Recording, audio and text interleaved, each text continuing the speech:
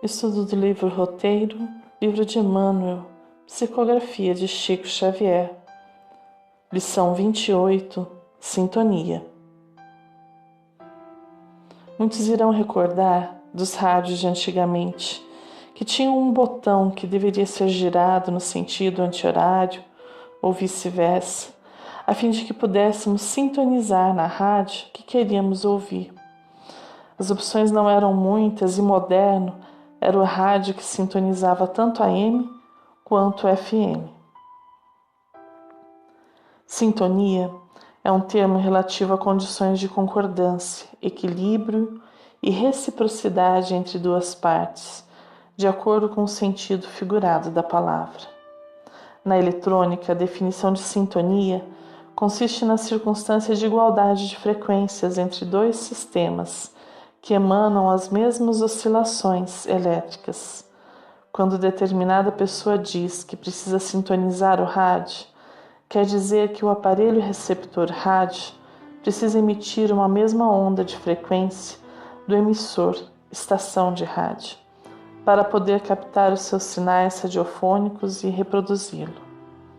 Relativamente ao sentido figurado de sintonia, quando se diz que existe sintonia entre duas pessoas, significa que ambos estão em estado de acordo mútuo, ou seja, em entendimento e harmonia, tanto no âmbito emocional, de pensamentos, atividades e etc.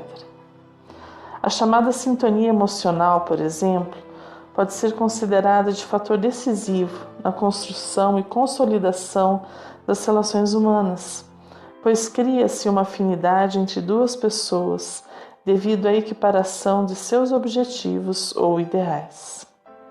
Etimologicamente, a palavra sintonia se originou a partir do grego suntonias, que era relativo à tensão exercida entre do corpo, órgãos e espírito. Compreendemos assim que a sintonia requer de nós um posicionamento em harmonia com quem queremos sintonizar, seja a pessoa encarnada ou desencarnada. Apenas analisando o significado da palavra, já nos é permitido perceber que para sintonizarmos com algo ou alguém, precisamos entrar em harmonia, vibrar na mesma frequência. Vejamos então o que Emmanuel nos oferece nesta lição e busquemos aprender com mais esta valorosa lição. As bases de todos os serviços de intercâmbio entre os desencarnados e encarnados repousam na mente. Não obstante as possibilidades de fenômenos naturais no campo da matéria densa, levados a efeito por entidades menos evoluídas ou extremamente consagradas à caridade sacrificial. De qualquer modo, porém, é no mundo mental que se processa a gênese de todos os trabalhos da comunhão de espírito a espírito. Daí procede a necessidade de renovação idealística, de estudo, de bondade operante e de fé ativa, se pretendemos conservar o contato com os espíritos da grande luz. No livro Seara dos Médiuns, Emmanuel afirma que o pensamento vige na base de todos os fenômenos de sintonia na esfera da alma e faz uma analogia entre o processo mental e a vela, auxiliando-nos a compreender este trecho inicial da lição.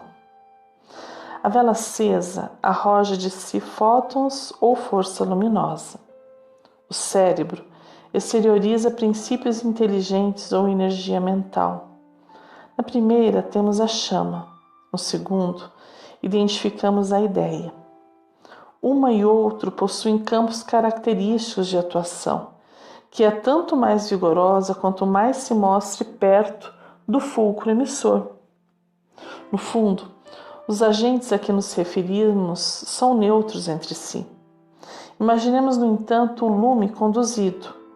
Tanto pode revelar o caminho de um santuário quanto a trilha de um pântano. Tanto ajuda os braços do malfeitor na execução de um crime, quanto auxilia as mãos do benfeitor no levantamento das boas obras.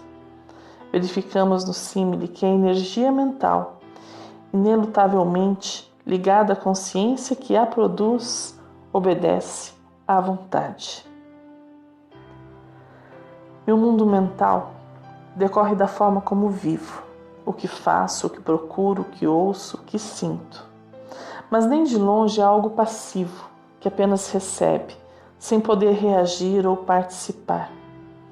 Meu mundo mental é onde se processa toda a gênese da minha vida, porque tudo o que faço, penso e sinto inicia-se com o meu pensar. Desta forma, compreender o poderoso auxílio de uma boa sintonia é, sem dúvida, o caminho para a solução de muitos problemas que atingem um homem. Precisamos, assim, sair deste processo passivo, em que permitimos que o nosso mundo mental seja alimentado conforme os sabores que regem o mundo material. Temos hoje a chance de escolher o alimento que a cada instante é processado em nosso mundo íntimo. Como vivemos está diretamente relacionado com o que a nossa vontade já é capaz de sintonizar. Caminhemos mais um pouco com o livro roteiro. Simbolizemos nossa mente como sendo uma pedra inicialmente burilada. Tanto quanto a do animal, pode demorar-se por muitos séculos, na ociosidade ou na sombra, sob a crosta dificilmente permeável de hábitos nocivos ou de impulsos degradantes. Mas se a expomos ao sol da experiência, aceitando os atritos, as lições, os dilaceramentos e as dificuldades do caminho, por golpes abençoados do buril da vida, esforçando-nos por aperfeiçoar o conhecimento e melhorar o coração, tanto quanto a pedra burilada reflete a luz, certamente nos habilitamos a receber a influência dos grandes gênios da sabedoria e do amor, gloriosos expoentes da imortalidade vitoriosa, convertendo-nos em valiosos instrumentos da obra assistencial do céu, em favor do reerguimento de nossos irmãos menos favorecidos e para a elevação de nós mesmos às regiões mais altas. Somos pedra bruta que está sendo lapidado, e este processo envolve a pedra em si, o martelo, o malho e o prego, ou o cinzel. Ou seja, algo em mim será trabalhado, moldado, retirado. E isso é o que chamamos hoje de dor. Nossa cultura ocidental interpreta a dor como algo negativo, que deve ser evitado e combatido. Certamente, todos nós queremos ser felizes, isto é universal.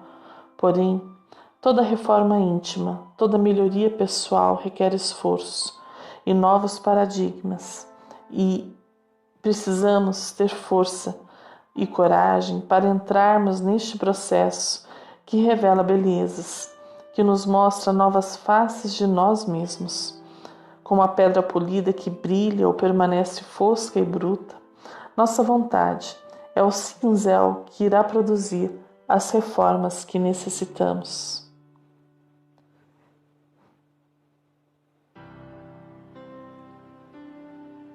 Humberto de Campos nos conta a história de uma conversa entre Jesus e um sacerdote e nos mostra que já naquelas primeiras pregações o mestre usava o valoroso exemplo da pedra e do cinzel. Nos primeiros dias do ano 30, antes de suas gloriosas manifestações, avistou-se Jesus com o Batista, no deserto triste da Judéia, não muito longe das areias ardentes da Arábia.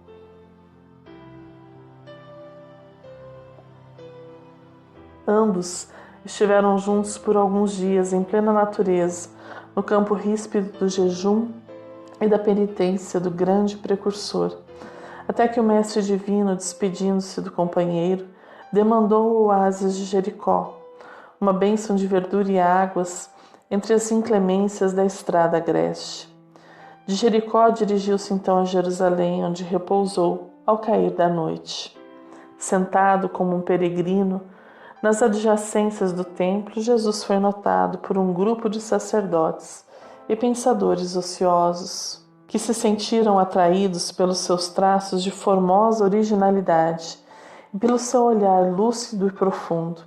Alguns deles se afastaram, sem maior interesse, mas Hanan, que seria mais tarde juiz inclemente de sua causa, aproximou-se do desconhecido e dirigiu-se-lhe com orgulho.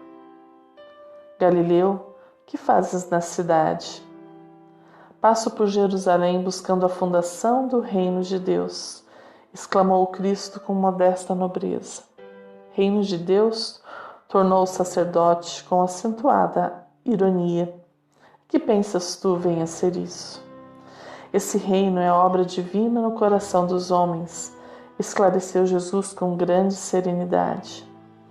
Obra divina em tuas mãos? Revidou Hanan, com uma gargalhada de desprezo, e continuando as suas observações irônicas, perguntou: com que contas para levar avante essa difícil empresa? Quais são os teus seguidores e companheiros? Acaso terá conquistado o apoio de algum príncipe desconhecido e ilustre para auxiliar-te na execução de teus planos? Meus companheiros hão de chegar de todos os lugares, respondeu o mestre com humildade. Sim, observou Hanan, os ignorantes e os tolos estão em toda parte na terra. Certamente que esse representará o material de tua edificação. Entretanto, propões-te realizar uma obra divina e já viste alguma estátua perfeita modelada com fragmentos de lama? Sacerdote, replicou-lhe Jesus, com energia serena, nenhum mármore existe mais puro e mais formoso do que o do sentimento, e nenhum cinzel é superior ao da boa vontade. Sigamos em frente com a lição. A fim de atingirmos tão alto objetivo, é indispensável traçar um roteiro para a nossa organização mental, no infinito bem, e segui-lo sem recuar. Precisamos compreender, repetimos, que os nossos pensamentos são forças, imagens, coisas e criações visíveis e tangíveis no campo espiritual. Atraímos companheiros e recursos de conformidade com a natureza de nossas ideias, aspirações, invocações e apelos. No livro infantil Alice, no País das Maravilhas, que possui valiosíssimas lições, Lewis Carroll nos oferece um oportuno diálogo entre Alice e o gato. Alice, qual direção devo seguir para sair daqui? Responde o gato. Isso depende bastante de para onde você quer ir. Responde Alice. Não importa muito. Então responde o gato. Então, qualquer direção serve. Se não temos um objetivo, qualquer direção será válida. Por esta razão, Emmanuel nos fala para traçarmos um roteiro para a nossa organização mental. Comecemos a observar desde o amanhecer qual o nosso primeiro pensamento. Elevo meus pensamentos em gratidão por mais um dia de vida ou já levanto correndo, pensando em todas as atividades que deverei desenvolver durante o dia? E à medida que o dia se passa, desenvolvendo as variadas tarefas que a vida oferece, como está meu pensamento? Sou grato pelas oportunidades? Aprendo com as dificuldades e tento superá-las com bom ânimo? Se olharmos com franqueza, veremos que não somos tão diferentes da pequena Alice, que em terra estranha não sabia bem para onde ir. Qual o nosso roteiro? Qual a nossa direção? O que queremos? Caminhemos um pouco mais com Emmanuel. Energia viva, o pensamento desloca em torno de nós forças sutis, construindo paisagens ou formas e criando centros magnéticos ou ondas com as quais emitimos a nossa atuação ou recebemos a atuação dos outros. Nosso êxito ou fracasso dependem da persistência ou da fé com que nos consagramos mentalmente aos objetivos que nos propomos alcançar. Semelhante lei de reciprocidade impera em todos os acontecimentos da vida. Comunicar-nos-emos com as entidades e núcleos de pensamentos com os quais nos colocamos em sintonia. Se passamos o dia inteiro mal-humorados, reclamando da vida, descontentes com tudo que nos cerca, ao nos dirigirmos, ao final do dia em prece, os benfeitores que nos assistem, como iremos alcançar a sintonia necessária para recebermos deles as boas vibrações? A forma como vivemos nos dá a exata dimensão de como pensamos, e por mais duro e difícil que seja admitir isso, tudo o que nos acontece está sob a nossa direta responsabilidade. Com o nosso pensar, atraímos pessoas, situações e sentimentos. Tanto quanto te vês compelido diariamente a entrar na faixa das necessidades do corpo físico, pensando, por exemplo, na alimentação e na higiene, és convidado incessantemente a entrar na faixa das requisições espirituais que te cercam. Um livro, uma página, uma sentença, uma palestra, uma visita, uma notícia, uma distração ou qualquer pequenino acontecimento que te parece sem importância pode representar silenciosa tomada de ligação para determinado tipo de interesse ou de assunto. Geralmente, toda criatura que ainda não traçou o caminho de sublimação moral a si mesma assemelha-se ao viajante entregue no mar ao sabor das ondas. Receberás, portanto, variados apelos nascidos do campo mental de todas as inteligências encarnadas e desencarnadas que se afinam contigo, tentando influenciar-te através das ondas inúmeras em que se revela a gama infinita dos pensamentos da humanidade. Mas se buscas o Cristo, não ignoras em que altura lhe brilha a faixa. Com a bússola do Evangelho, sabemos perfeitamente onde se localizam o bem e o mal, razão por que, dispondo todos nós do leme da vontade, o problema de sintonia corre por nossa conta. Seara dos Médiuns, lição Faixas, Emmanuel. Quando os Espíritos nos disseram que Jesus é o nosso modelo e guia, na questão 459 do Livro dos Espíritos, estavam justamente nos dando uma bússola, um direcionamento evolutivo. Iremos aprender a lição. O progresso é lei divina e a todos indistintamente atinge. A questão é que podemos escolher bons professores que nos auxiliem a compreender as lições de que necessitamos. Na Terra, não há melhor professor que Jesus, mas está em nosso querer ouvi-lo ou não. Jesus, o verdadeiro caminho. Caminhemos mais um pouco com a lição. Nos mais simples quadros da natureza, vemos manifestado o princípio da correspondência. Um fruto apodrecido ao abandono estabelece no chão um foco infeccioso que tende a crescer, incorporando elementos corruptores. Exponhamos a pequena lâmina de cristal limpa e bem cuidada à luz do dia e refletirá infinitas cintilações de sol. Andorinhas seguem a beleza da primavera. Corujas acompanham as trevas da noite. O mato inculto asila serpentes. A terra cultivada produz o bom grão. Na mediunidade, essas leis se expressam ativas. Mentes enfermiças e perturbadas assimilam as correntes desordenadas do desequilíbrio, enquanto que a boa vontade e a boa intenção acumulam valores do bem. As lições da natureza nos permitem ver com clareza que a cada dia temos a oportunidade de modificar o nosso mundo íntimo, como diz a música, capinando a roçada dos meus íntimos quintais. E quando a roça florescer, hei de ser uma paisagem que só faz lembrar você. Qual o nosso mais profundo querer? Qual o nosso desejo para a vida? Se ainda não sabemos, precisamos descobrir. E ao descobrir, precisamos trilhar um caminho nesta direção. É simples, mas não é fácil.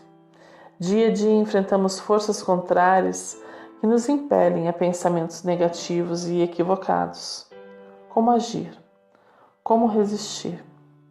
Emmanuel nos oferece um exercício mental interessante, comparando esses pensamentos ao tráfego de carros em uma rua sujeitos a um sinal de trânsito. Vejamos. Recorramos ainda aos símbolos do trânsito. Vigiemo-nos de espírito centralizado no bem de todos. Se formos mentalmente visitados por ideias de crueldade e discórdia, lamentação ou desânimo, acendamos o sinal vermelho do não prossigas, no espaço que medeia entre o cérebro e os lábios, ou entre o pensamento e as mãos, impedindo a palavra falada ou escrita inconveniente e destrutiva. Unicamente assim, o fio de nossa atenção persistirá ligado ao amor que desarma os adversários e nos faz livres, permanentemente livres, das forças negativas consideradas por influências do mal. Livro Algo Mais, Lições Contrárias. Não prossigas. Podemos realizar este exercício atentos ao nosso pensamento, assim como ao dirigirmos, estamos atentos aos semáforos do caminho. Caminhamos para o encerramento da lição. Ninguém está só. Cada criatura recebe de acordo com aquilo que dá.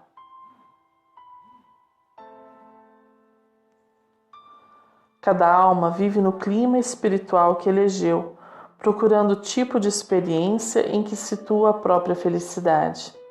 E sejamos assim convictos de que os nossos companheiros na terra ou no além são aqueles que escolhemos com as nossas solicitações interiores, mesmo porque, segundo o antigo ensinamento evangélico, tecemos nosso tesouro onde colocamos o coração. Sintonizemos na Rádio do Bem.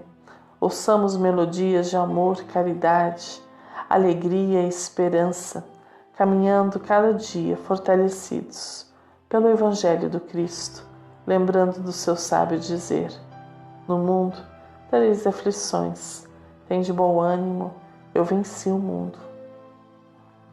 Um fraterno abraço e até o próximo estudo.